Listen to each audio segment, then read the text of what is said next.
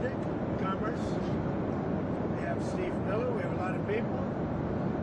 We have Aaron. We have a lot of people. Go ahead. Have you spoken with any of the U.S. service members who were injured during that operation in Venezuela? Yes, we have calls into them. They're all in good shape. Can you detail what watching that was like when all this played out in Venezuela and what Maduro was doing that moment? Well, I knew the possible danger. It was a very dangerous operation. It was amazing that we had a few injured, but all are in good shape right now. But I knew there was great danger. We got off the helicopter. The helicopters were being shot at. They got on the ground. Amazing talent and tremendous patriotism, bravery. The bravery was incredible. Let's say they got off the helicopter and the bullets were flying all over the place. As you know, one of the helicopters got hit pretty badly, but we got everything back. Got everything back and nobody killed. The next question is who's in charge of Venezuela right now. Have you spoken to the newly sworn-in president there, Rodriguez? And what are your thoughts on the entire situation? You said the U.S. would run Venezuela. We're dealing with the people. We're dealing with the people that just got sworn in. And don't ask me who's in charge because I'll give you an answer and it'll be very controversial. What does that mean? We're in charge. Have you spoken with her? We're in charge. Have you spoken with her? No, I haven't, but other people. Do you want to? At the right time. Did the U.S. give Delcy Rodriguez any guarantees in exchange for cooperating with your administration? No, but she's cooperating. Are you going to demand free and fair elections in the short term in Venezuela? Well, it depends. You know, what you're talking. We have to do one thing in Venezuela, bring it back. It's a dead country right now. It's a country that, frankly, we would have been, if I had lost the election, we would have been a dead country. We would have been Venezuela on steroids. Venezuela right now is a dead country. We have to bring it back. And we're going to have big investments by the oil companies to bring back the infrastructure. And the oil companies are ready to go. They're going to go in, they're going to rebuild the infrastructure. You know, we built it to start off with many years ago.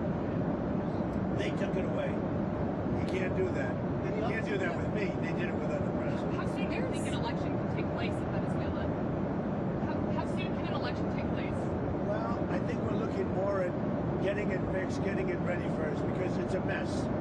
The country is a mess. It's been horribly run. The oil is just flowing at a very low level, much lower than, even if it was badly run, it should have more income, more oil than what they do. So we're going to have the big oil companies go in, and they're going to fix the infrastructure, they're going to invest money. We're not going to invest anything. We're going to just take care of the country. We're going to cherish the country.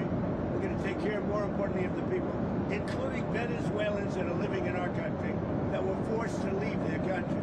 And they're going to be taken very good care of. Yes, Have you ma'am. spoken with the oil companies about Yes. going into Venezuela? I have. Which ones? Have you received any commitments? All of them, please. Any commitments from the oil companies? They want to go in so badly. Did you speak with them before the operation took place? Yes. Did you maybe tip them off about what was Before coming? and after. And they want to go in, and they're going to do a great job for the people of Venezuela. And they're going to represent us well. But you know, the infrastructure is rusty, rotten, most of it unusable. It's old, it's broken. You see pipes laying all over the ground. Nothing's been invested for years. Chevron's in, as you know, they've done a good job, but even they haven't been in a position to invest money because they're on a month-to-month basis. What happens to They're only there because I wanted them to be there. Yeah, are there any contingencies in case the military in Venezuela is unhappy with the U.S. and the way it's running Venezuela? Do you guys have plans for anything? So Venezuela thus far has been very nice, but it helps to have a force like we have. You know, we were ready for a second wave. We were all set to go, but we don't think we're going to need it. There's about 17 billion worth of oil reserves in Venezuela. Is that going to be? You mean trillion? And is that going to be You say something? billion or I trillion? said billion. You said 17 billion. It's much more than that. Okay, so what is going to happen to those reserves? We're going to run everything. We're going to run it, fix it. We'll have elections at the right time. The main thing you have to face is a broken country. There's no money. There's inflation. Like we would have had, if I didn't win this election, we would have been Venezuela on steroids. Lindsay would know that. You might say something on that because we were talking before. We would have had a doubling up of very bad things that cost us a lot of money, like welfare, frankly. We wouldn't have had jobs, and instead of having $18 trillion in, we would have had at least $5 to $10 trillion leaving the country. So our costs would have gone up, and all of the money we're setting a record. It's long broken. And that's it. That's after 10 months. We haven't included the 11th month yet. So we think we're going to hit over $20 trillion. The all-time record is 3 by another country known as China. About 10 years ago, they did 3. We're going to do close to 20 trillion.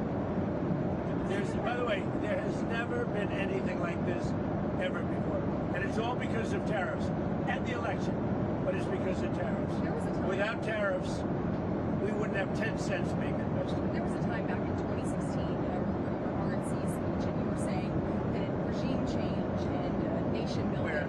Where? When you were speaking at the RNC back in 2016, you were criticizing regime change and nation building, the U.S. being involved in that. It seems obviously that your stance has changed on that. What led to that? And is the U.S. nation building now? Is that? This isn't a country that's on the other side of the world. This isn't a country like we have to travel 24 hours in an airplane. This is Venezuela. It's in our area, the Don Road Doctrine. So is that what you would say, that we're in the business of nation building? No, we're in the business of having countries around us that are viable and successful, and where the oil is allowed to freely come out because that's good. It gets the prices down. That's good for our country. Now we have a very sick neighbor. It's not a neighbor, but it's close to a neighbor, and that's Venezuela. It's very sick. Colombia is very sick too, run by a sick man who likes making cocaine and selling it to the United States, and he's not going to be doing it very long. Let me tell you. What does that mean? He's not going to be doing it very long. He's not doing it very long. He has cocaine mills and cocaine factories. He's not going to be doing it very So there will long. be an operation by the U.S. It sounds good to me. Secretary Yeah. Rubio mentioned. You know why? Because they kill a lot of people. Yeah. Secretary Rubio mentioned Cuba yesterday in his remarks. Does the U.S. have a plan to do Well, sensible Cuba action in always survived because of Venezuela. Now they won't have that money coming in. They won't have the income coming in. You know, a lot of Cubans were killed yesterday. You know that. A lot of Cubans were killed. Do you know how many? The bodyguards. No, they're looking, but there was a lot of death on the other side. No death on our side, but there was a lot of death on the other side, unfortunately. But a lot of Cubans were killed yesterday, trying to protect him. Even though there's been protesters killed in Iran, you said we were locked and loaded, ready to go. What is the line there for when the U.S. is going to get involved in those We'll protests? take a look. We're watching it very closely.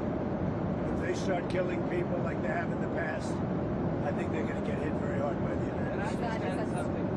So when he first got elected in January, we met, biggest comeback ever. We talked about You like, think so, really?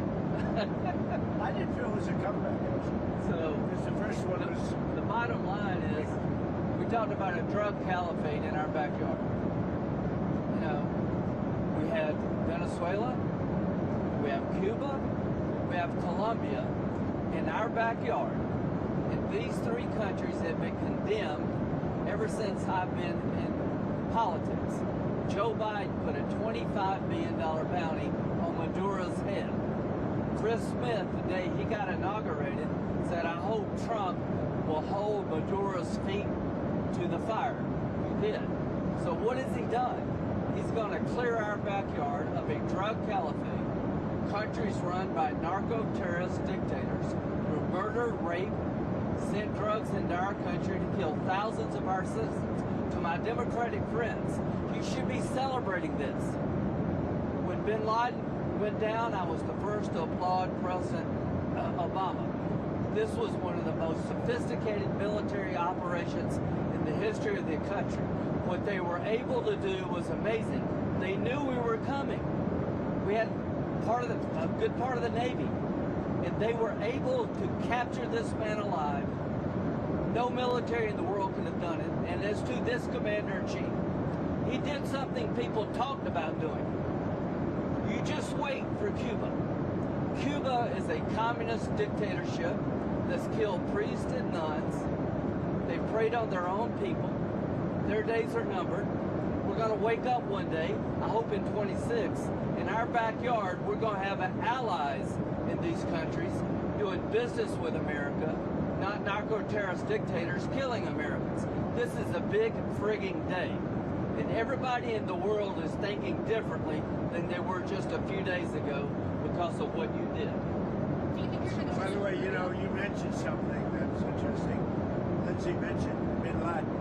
You know, I wrote about Bin Laden 1 year before the attack on the World Trade Center. And I said, you got to go after Bin Laden. It was in my book. And very few people want to say that, but it was in my book. You know that. I think you've actually talked about it. But if they would have listened to me, they would have taken out Bin Laden, then you wouldn't have had the World Trade Center tragedy. Yeah, this is certainly going. Did you know that? I predicted Bin Laden. I learned something every day. No, but did you hear that? Well, I Did you did know? now. I just heard it right No, I now. wrote a book. It was 1 year before the attack that the book came out, and it talked about, there's a whole page, a whole section dedicated to a guy named Bin Laden who's a bad guy who you have to take out. So I'll get the book. But right after the election, he told me, I'm going to clean up our backyard. Now, this was before he took office. This was one of the president's priorities, is to make sure that people in our backyard, narco-terrorist states, will not continue to kill Americans without the number of people that will be alive today because Venezuela will be in different hands is going to be tens of thousands. This is something to be celebrated, Not whether you just- like him or not. Not just Venezuela. It's what's coming out of Venezuela in the form of ocean-going and Gulf-going and sea-going boats. Every time we knock out a boat, and we've done a lot of them, we did 3 over the last few days. They're very rare now. You don't see too many of them. Hard to But drugs by sea are down 97%. Think of that. And now we're going to stop it by land too. The land is easy. We had to do the sea before we did the land because it just works out. Yeah, you were just talking about the land, but it sounded like. And by the way, you have to do something with Mexico. Mexico has to get their act together because they're pouring through Mexico, and we're going to have to do something. We'd love Mexico to do it. They're capable of doing it, but unfortunately, the cartels are very strong in I Mexico. remember one time you actually, speaking of Mexico, I asked you about Claudia Sheinbaum, and you told me at one point you had offered to send U.S. troops into Sure, I Mexico did. to combat drug trafficking there. Is that something you I like Claudia. I think she's a terrific person. I would say every single time I talk to her, I offer to send troops. And she's just not willing? She's concerned. She's a little afraid. The cartels are running Mexico. Whether you like it or not, it's not nice to say, but the cartels are running Mexico. Yeah, speaking of those U.S. troops, I mean, one thing that Americans and a lot of people are wondering, you just sounded like you weighed out another strike, another land strike at least in Venezuela. You sound like you weighed that out. But, We didn't need it. But- We were prepared to do a second strike if we needed it. We're totally prepared. but that's And off we're the still table. prepared. That's off the table now. No, it's not. If they don't behave, we will do a second strike. Will you demand The question is that the American troops, are they going to be on the ground? They're doing any kind of peacekeeping. I think Americans are very... Depends on what happens. It depends a little bit on the new administration, if you want to call it. So do you see that pushback from Rodriguez and ultimately... Well, I don't think there was pushback. I think that She frankly, called it... well, you know, you hear a different person than I hear. Really? So you have spoken? We talked to them. Oh, you did speak. They've been very good. She called it kidnapping of Maduro. So it's not a bad term. Go ahead. Now, are you going to demand that Delcy Rodriguez let opposition figures return or free any political prisoners? We haven't gotten to that yet. Right now, what we want to do is fix up the oil, fix up the country, bring the country back, and then have elections. Now, is it fair? We better bring the country back. Otherwise, you're gonna have a mess that's so bad. It was really bad. It's going to get a lot worse unless we go in and fix it. Is the U.S. going to reopen its embassy in Caracas or get the We're deed? thinking about it. We've been asked to do it. You We've had... actually been asked to do it. Do you think the You option? and Putin and on the phone, of course, that Zelensky at Mar-a-Lago. Yeah. You told me that... Numerous times. You told me that your New Year's resolution was peace on earth. Do you think that 2026, if you could set a deadline of when the Russia-Ukraine... I don't do deadlines, but I would say that, you know, like as an example, Thailand and Cambodia. I was very proud of that. Wait a minute. And they started up again and they got it solved. Where where does that I give actually- myself 1/4 of a point for that. So now I'm 8 1/4 points because they started up Thailand and Cambodia, and now it's okay. So where does it actually stand between Russia I and think we'll have a Ukraine deal right now? at some point, hopefully in the not too distant. So I don't know if you saw the numbers just came out. 30,000 soldiers were killed this current month. And there was that in 30,000. 27,000 the month before. You and Senator Graham discussed additional Russia sanctions. We discuss it all the time. There's nothing else I talk to him. I don't consider him very exciting to talk to, except when we're talking about legislation. And we talk about legislation all the time. You think that's an exciting relationship? It's not. But we talk a lot about legislation, and we have great legislation coming. You want to tell them? So the tariff bill, so here's what I believe. I don't think we could have secured the border without the threat of tariffs. I don't think we'd have a European trade deal without the threat of tariffs. So if you want to end this conflict, then put pressure on Putin's customers. He sanctioned the 2 largest oil companies in Russia, which is the biggest pressure anybody's put on Putin since the war started. But we have 85 co-sponsors to give this president. It's hurting Russia very bad, the sanctions. Oh, yeah. So this bill would allow. And India also is bullish. Yes, sir. So he put a 25% tariff on India for buying Russian oil. I was at the Indian ambassador's house about a month ago, and all he wanted to talk about is how they're buying less Russian oil. Would you tell the president to relieve the tariff? This stuff works. So I'm hoping we'll bring the bill up, and it's from 0 to 500. He picks the number. Nobody else does. But if you're buying cheap Russian oil, keeping Putin's war machine going, we're trying to give the president the ability to make that a hard choice by tariffs. I really do believe that what he did with India is the chief reason India is now buying substantially less Russian oil. So I hope we pass this bill soon. And after Well, this, they wanted to make me happy, basically. He wanted to. Modi's a very good man. Yes. He's a good guy. He knew I was not happy, and it was important to make me happy. They do trade, and we can raise tariffs on them very quickly, and it would be People are very afraid bad of for that. them. All that said, you told me you were very thrilled. And I'll tell you something, the Russian economy is lousy. But what's really lousy is the Venezuelan economy. The Venezuelan economy is, I think, the worst economy I've ever seen. If you look at inflation, things are doubling every day. Stolen It's a disaster. We got to fix the country fast. President Trump, are there going to be any more? You said the oil companies are going to go in there. Are there any other companies that you've talked to about dealing with Venezuela? Maybe Mr. Lutnick could talk about that. Are there any other corporations, entities outside of Any oil? outside of the oil business. Well, the oil business, yes, but outside, yes. How would you They have steel, you have minerals, right? All the critical minerals. They have a great mining history that's gone rusty. So steel, aluminum, but minerals, I mean, this is all, it's a rich. It was once upon a time one of the great economies and cultures of the world, and it was destroyed, and now President Trump is going to fix it and bring it back. For the Venezuela.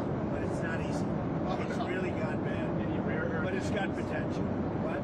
Maybe any rare earth minerals? They have rare earth, but everybody has rare earth. Rare earth is not rare. What's rare is the processing. got We're almost doing something. processing plants. That's right. There's no such thing as rare earth. The rare earth is everywhere. What isn't everywhere is the processing of rare earth, and we have a lot of places going up right now. One thing you wanted to specifically react to is the Minnesota fraud that we've seen play out. Well, it just doesn't get worse. I've reacted. It's almost not even believable. This very stupid, low IQ governor, he's a very stupid man, because, you know, I had a campaign against him with JD. And he's a stupid man. And he's a corrupt politician. And the Somalians are ripping off our country to the tune of, looks like $19 billion, but that's only what they can find. So usually when you're looking at 19, that would mean it could be 50. But the numbers are astronomical. Think of it. They have a dead country. They don't have government. They don't have anything. They don't have a military. All they do is run around shooting people and trying to capture ships. You know, we don't let them take ships anymore. You know why? We use the same exact on them that we use on the drug carriers, and it's very effective. So, You notice there's nobody capturing ships anymore? Because as they head out to go capture the ship, and the ship doesn't want to fire back because it's very flammable stuff in many cases.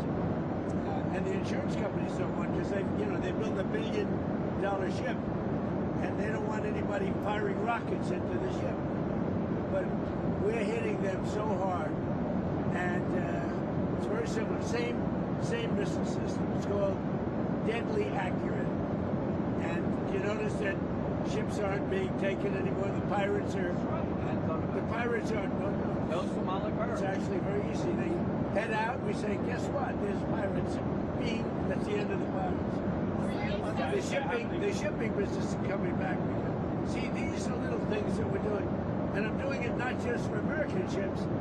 I'm doing it worldwide because we don't want ships taken by Somalia pirates.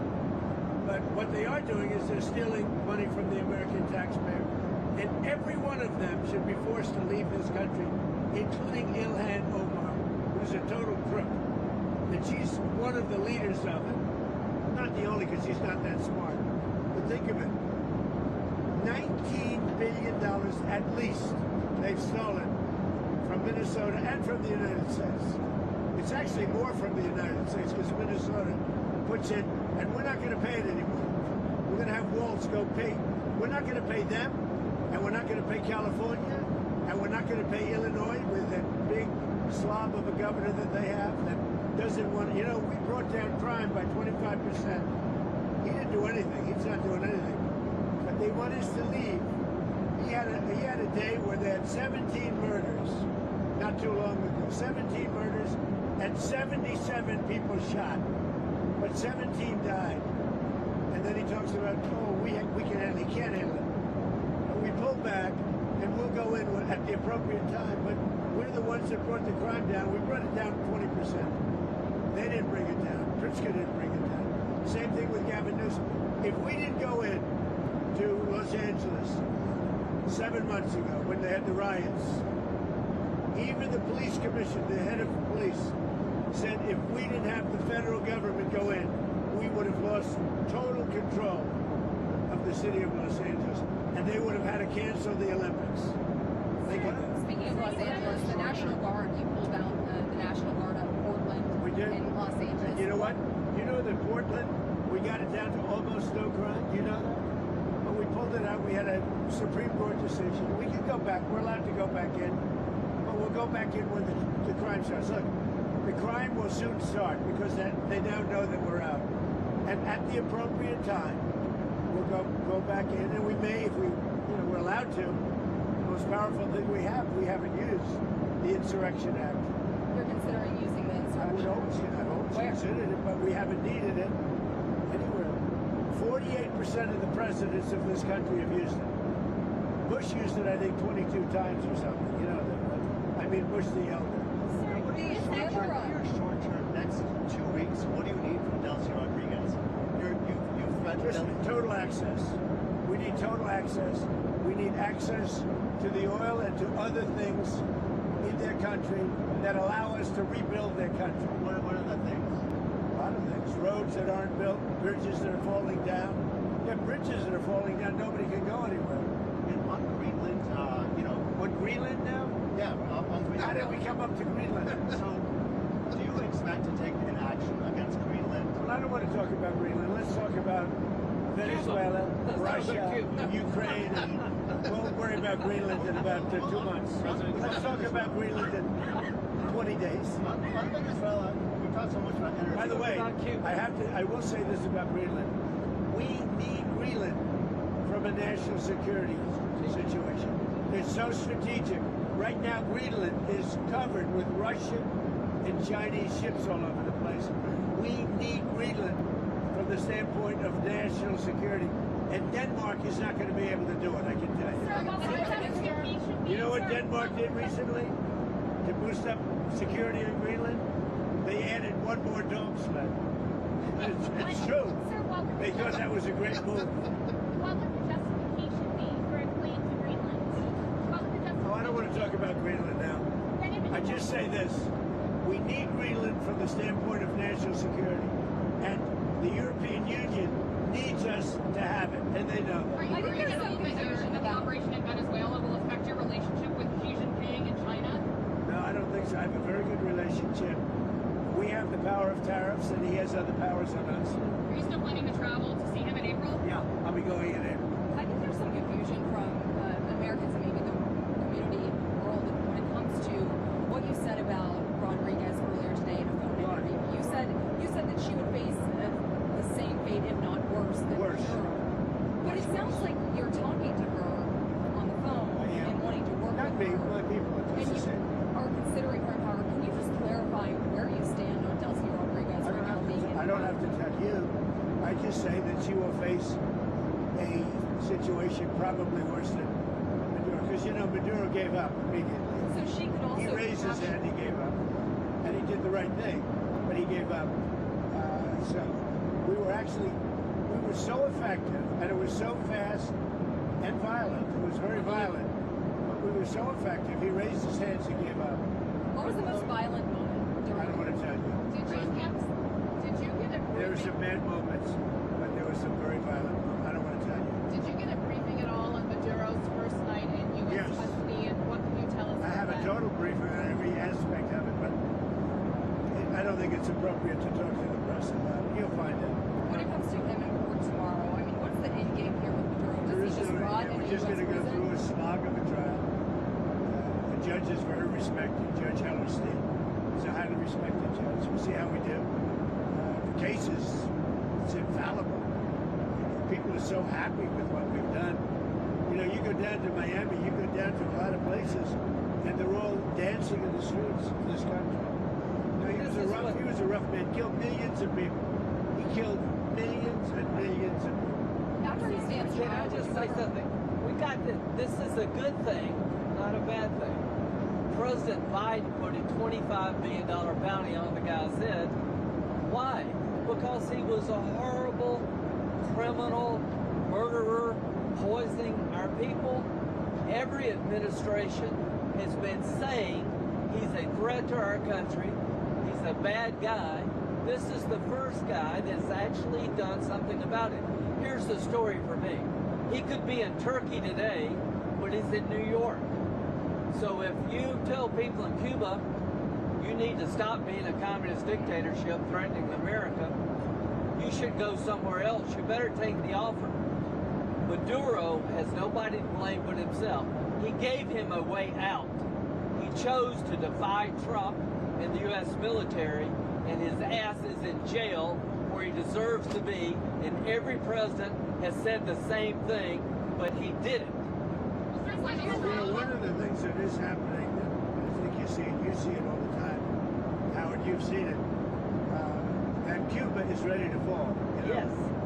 Cuba looks like it's ready to fall. I don't know if they're going to hold out. Is there a final But straw? Cuba now has no income. They got all of their income from Venezuela, from the Venezuelan oil. They're not getting any of it. Is there a final And straw? Cuba literally is ready to fall. And you have a lot of great Cuban Americans that are going to be very happy about this. Marco Rubio has really had your ear, it seems, throughout this entire process. I know that the Vice President Vance was just down the street when this all operation was playing out, but would you say that Marco Rubio has your ear more than the Vice President right No, now? they both do. No. JD's very smart, doing a great job. And so is Mark. No, both. It sounds like I would he's say been equal. the go-to, and you were just talking about Cuba and what could come next there. Are you considering U.S. action in Cuba? We're not, I think it's just going to fall. I don't think we need any action. It looks like it's going down. It's going down for the count. You ever watch a fight? I have. They go down for the count.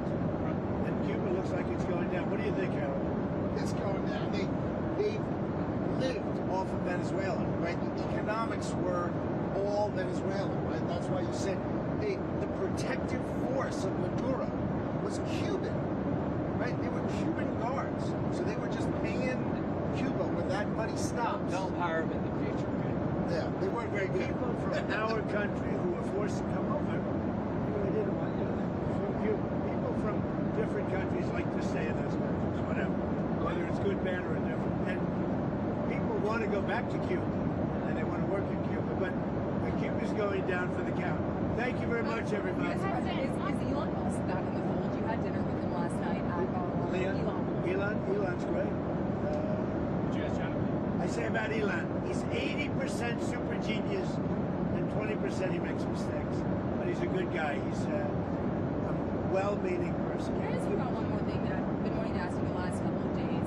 You said that you were very... He's got a lot of questions. I do. I have a lot of Tell him who questions. you with. Go ahead. I'm with News Nation. My name's Libby D. Excellent. So, you said that you were really very angry with the Ukrainian President Zelensky if he was the one who conducted that strike on Putin's residence. I don't believe that strike happened. Right. So Putin had said in that phone call to you that that strike happened. You came out and said that, and you believed Putin. There was some criticism. There is something that happened fairly nearby, but had nothing to do with this. Why did you believe Putin in that moment and then go say that about... Because nobody knew at that moment. I mean, that was the first I heard about it. So why not? He said that his house was attacked. We don't believe that happened, as now that we've been able to check. But that was the first we ever heard about it. We just hope that Russia and Ukraine get it settled. It's costing us nothing. In fact, we make money because unlike Biden gave $350 billion, gave it away. Now, I got a lot of it back because we did a rare earth deal going into rare earth. And we're going to get a lot of the money back, maybe all of the money, maybe more than all of the money. But we get paid now. Whenever we send anything, they pay. So this isn't an economic thing for us. This is a soul. This is a situation where on average 45,000 souls, 25,000 soldiers mostly, and some people from Kiev and different cities, but a very small number by comparison. 25,000 to 30,000 soldiers are being killed every single month. And they're not from America, they're from Russia, and they're from Ukraine. And if I can get it stopped, I'd like to get it stopped. And I think we will. Thank you very much, everybody. You've talked about returning some control to American companies. Did that play at all into your decision to capture Maduro? Now, what really played is the fact that he sent millions of people into our country from prisons and from mental institutions and drug dealers and every drug addict in that country, in his country, was sent into our country. Think of that. Every single drug addict from Maduro's country, which isn't really his country and it's certainly not his country anymore, every drug addict and every drug dealer has been sent into our country. Now we're getting them back, but it's a very laborious job to get them back. Very hard job to get. And of course, we're not getting a lot of good backup from certain judges, from certain radical left. But we're doing well on appeals because the people doing the appeals seems that the judges are much more sane. What these super radical left judges are doing to our country, it's incredible. But if you take a look, Maduro sent hundreds of thousands and even millions of people from jails, from prisons, from mental institutions, drug dealers, drug addicts, everybody. He sent anybody with a problem to it. It can never be forgiven. And other countries have done the same, but nothing like Maduro's done. During your campaign, you talked about ending American foreign intervention. What changed your mind with Venezuela? What kind of drew your interest there? The fact that he sent drugs into our country, we're stopping it rapidly with what we're doing with the sea, because they come in, a lot of it comes in by sea, but it's not coming. The drugs coming in, as I said before, by sea are down 97%. You should be saying, thank you very much, President Trump, great job. Now they can't get anybody to pilot those boats. It's 97%. I'm trying to figure out who are the other 3%. What's your response to supporters who voted for you, who may be glad and relieved to see Maduro in custody? The voters that voted for me, let me just tell you, the voters that voted for me are thrilled. They said, this is what we voted for. So let's just think about it. What is the right response when a country sends in tens of thousands of people to overwhelm your system? When a country is a narco-terrorist state that floods your country with cocaine that's aligned with Hezbollah, what's the right response? You blow up the boat before they get here. You take down the source of the problem. President Trump didn't wake up one day and say, hey, let's take Venezuela. He did what other people talked about, but didn't have the balls or the guts to do it. This is a good thing. This is not interventionism. This is making America safer. We're going to be more prosperous because of the business deals. And there are going to be Americans alive today because he shut down a narco-terrorist state called Venezuela. This is a good thing, not a bad thing. And the oil companies are going to go in and rebuild their system. They're going to spend billions of dollars, and they're going to take the oil out of the ground, and we're taking back what they stole. Remember, they stole our property. It was the greatest theft in the history of America. Nobody has ever stolen our property like they have. They took our oil away from us. They took the infrastructure away. And all that infrastructure is rotted and decayed. And the oil companies are going to go in and rebuild it. We're not going to spend very much money at all, if anything. But the oil companies are going to go, we're going to take our oil back. But we're going to also do things that, when you look at what he did, the drugs are terrible, but also terrible. He sent hundreds of thousands of people into our country that should not be here. And that means from prisons. That means Tren de Aragua, the gang, Tren de Aragua, that comes out of Maduro's country. He was very friendly with that gang. Well, they're having a hard time right now. You know, we had Tren de Aragua all over Washington, D.C., and they got the hell beat out of them. Washington, D.C. is the safest city right now in the United States. Thank you very much. President, if you had to sum up Operation Absolute Resolve, would you say that it was about oil or it was about regime change? It's about peace on earth. How is it peace on earth? Peace on earth. We gotta have peace. It's our hemisphere. The Monroe Doctrine was very important when it was done, and other presidents, a lot of them, they lost sight of it. I didn't lose sight. But it really is, it's peace on earth. Thank you very much. Thank you.